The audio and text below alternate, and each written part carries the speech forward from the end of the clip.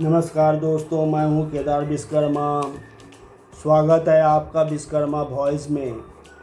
आज मैं बात करूंगा बुकर प्राइज मैग्सेसे पुरस्कार प्राप्त करने वाले अवार्ड विनर नक्सलों के बारे में, जिन्हें विदेशी संस्थाओं की नज़र में बड़ा नेक काम किया है, पर हकीकत में ये लोग हमारे देश में कितना राष्ट्र विरोधी कार्य किया है उनके ऊपर दृष्टि डालने से पता चल जाता है। असल में ये देश के नंबर 1 गद्दार है।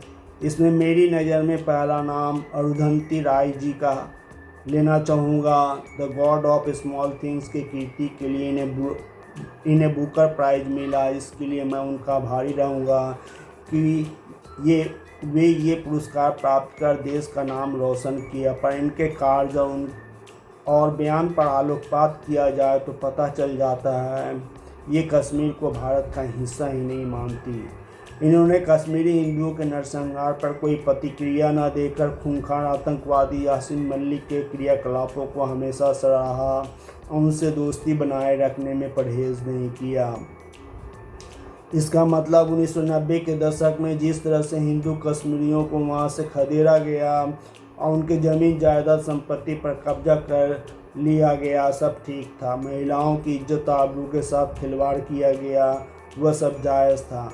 महात्मा गांधी ने नोआखाली में दंगे को लेकर कहा था, यह सब हिंदुओं की समृद्धि के कारण हुआ। यहाँ पर भी मीडिया द्वारा प्रचार किया जाने लगा, हिंदू कश्मीरियों की आर्थिक उन्नति के कारण यहाँ के बेबस लाचार जनता ने विद्रोह कर दिया। पर मस्जिदों से यह ऐलान करना, तुम लोग बहू बेटियों को छोड़कर भाग जाओ, यह किस श्रेणी का आंदोलन था? सोचिए, जिस जगह पर ये अल्लाह की इबादत करते हैं, सजदा करते हैं, उस स्थान से दूसरी की बहू बेटियों के प्रति ऐसी बेहियाई, बेइज्जती और नफरती बयानबाजी प्रसारित हो तो उनकी मानसिकता का स्तर किस कदर गिरी हुई है। मतलब उनके लिए काफिरों की बहू बेटियाँ माले गनीमत है, सब भोग विलास में ज़िंदगी रमा दो, यही है उनकी इबादत और यही है उनका रब। रोती बिलखती परिवारों की बहू बेटियों को अपनी हरम में कैद रखने को मजबूर कर दे, यह सरासर हैवानियत की उपासना हुई। दशकों से हजारों की तादाद में भारतीय सशस्त्र बल आम हिंदू नागरिक घाटी में होने वाली हिंसा के कारण अपनी जान गंवा चुके, पर उग्रवादी लोग समय समय पर आघात लगाकर दिल दहला देने वाले घटनाओं को इस कदर अंजाम देते थे कि मानवता की रूह भी कांप उठती थी। इन्हीं वारदातों से हिंदू कश्मीरी अपनी पुरखों की हवेली खेत खलिहान पर दावा करने से हिचकिचा रहे थे। उसी वक्त ये लेखिका यासीन मलिक का सपोर्ट कर रही थी। सोचिए इनकी बुद्धिमत्ता का कमाल। एक तरफ विदेशी फंडे के रूप में इन्हें अंग्रेज़ों द्वारा बुकर प्राइज से पुरस्कृत किया जा रहा था, तो दूसरी तरफ कश्मीर को भारत से विच्छेद करने के लिए उग्रवादियों का हौसला बढ़ा रही थी। तब आप सोच ही सकते हैं ये जहरीले नागिन देश की एकता अखंडता को डसकर किस तरह की अराजकता फैला रही थी। धन्य है ऐसे अवार्ड विनर नक्सल की जिनका जन्म भारत में हुआ, जो भारत में ही रहती, खाती पीती और भारत को टुकड़े करने के लिए आतंकियों को साजिश रचने में सहयोग कर रही थी। यह हमारा देश बहुत ही प्यारा है। यहाँ साजिश रचने, सहयोग देना, न्याय करने वाले को, यहाँ तक कि साथ खून करने वाले के बाद भी आप आराम से रह सकते हैं, मतलब सब माफ। The democratic Indian state has. Kashmir has never been an integral part of India. Current establishment, Hindu, right-wing, anti-Islam has decided that they're just bulldozing Muslim neighborhoods. मामला लटकता रहा और 2024 में भारतीय अधिकारों ने यूएपीए के तहत उनके खिलाफ मुकदमा चलाने की अनुमति दी। एक ऐसा कानून जिसकी आलोचना उसकी कठोरता और दुरुपयोग के लिए होती रही, जिसके खिलाफ सैकड़ों बुद्धिजीवियों, पत्रकारों और सामाजिक कार्यकर्ताओं ने आवाज उठाई। अरुंधति रॉय ने सिर्फ। अब दूसरे जहरीले नाक पर बात करते हैं, जिनका नाम है दिल्ली के पूर्व मुख्यमंत्री अरविंद केजरीवाल की। यांत्रिकी अभियांत्रिकी में बीटेक आईआईटी खड़गपुर से करने के बाद वह इनकम टैक्स विभाग में संयुक्त आयुक्त बने। सरकारी कामकाज में अधिक पारदर्शिता लाने के लिए संघर्ष किया। भारत में सूचना अधिकार अर्थात सूचना कानून सूखा के आंदोलन को जमीनी स्तर पर सक्रिय बनाने, सरकार को जनता के प्रति जवाबदेह बनाने और सबसे गरीब नागरिकों को भ्रष्टाचार से लड़ने के लिए सशक्त बनाने हेतु उन्हें वर्ष 2006 में रमन मैग्सेसे पुरस्कार से सम्मानित किया गया। 2 अक्टूबर 2012 को केजरीवाल ने राजनीति सफ़र अन्ना हजारे के आंदोलन से शुरू किया और अन्ना टोपी भी पहनने लगे। राजनीतिक दल बनाने की विधिवत घोषणा के साथ सोनिया गांधी के दामाद रॉबर्ट वाड्रा और भूमि भवन विकासकर्ता कंपनी DLFA के बीच हुए कथित भ्रष्टाचार का खुलासा किया और बाद के विधि मंत्री सलमान खुर्शीद और उनकी पत्नी लुई खुर्शीद के ट्रस्ट के खिलाफ आंदोलन भी छेड़ा। इससे उनकी लोकप्रियता बढ़ने लगी और 2013 दिल्ली विधानसभा चुनाव में केजरीवाल ने नई दिल्ली सीट चुनाव लड़कर दिल्ली के मुख्यमंत्री श्रीमती शीला दीक्षित को हराकर राजनीति में धमाकेदार प्रवेश किया और 70 सदस्यीय दिल्ली विधानसभा में 28 जीतकर प्रदेश की राजनीति में खलबली मचा दी। और दिलचस्प बात यह है कि कांग्रेस के कट्टर विरोध से सियासत की शुरुआत करने वाले केजरीवाल पहली बार कांग्रेस के ही समर्थन से मुख्यमंत्री बने।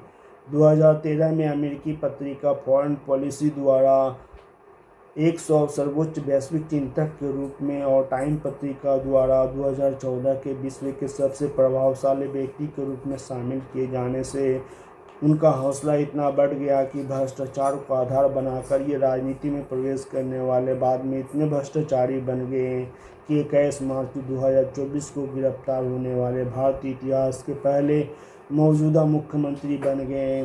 देशभक्ति के नाम पर उन्होंने इतना घोटाला किया, अपने लिए शानदार आलीशान शीश महल बनवा लिए जिससे पब्लिक भुला न पाए। इनका नया घर पुराने घर से 3 गुना बड़ा है। इस प्रकार उनके घर की कीमत 200 करोड़ रुपया है। वह सुसु करने वाले रिमोट का कमोड लगाया है। केजरीवाल को यह घर बनाने में 4 दिन में अप्रूवल मिल गया क्योंकि अपनी सरकार थी, जबकि लोगों को 2-2 साल तक लग जाती है। एक टीवी 10 लाख की लगाई गई है और इटालियन मार्बल से इतना शानदार बनाया गया है कि देखने वाले के होश उड़ जाए।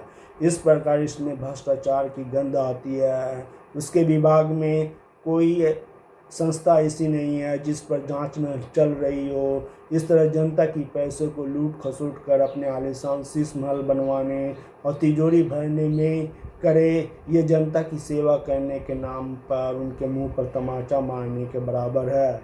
जिसने राजनीति में आने से पहले प्रण किया था, मैं कोई भी सरकारी सुविधा नहीं लूँगा, कोई सरकारी पद स्वीकार नहीं करूँगा, पर थोड़ी सी लोकप्रियता और मुख्यमंत्री का पद मिलते ही अपने वादे को तोड़ दिया। इससे बहरा दोहरा आज नबी के समय में और कोई नहीं बल्कि उन्होंने कर दिखाया।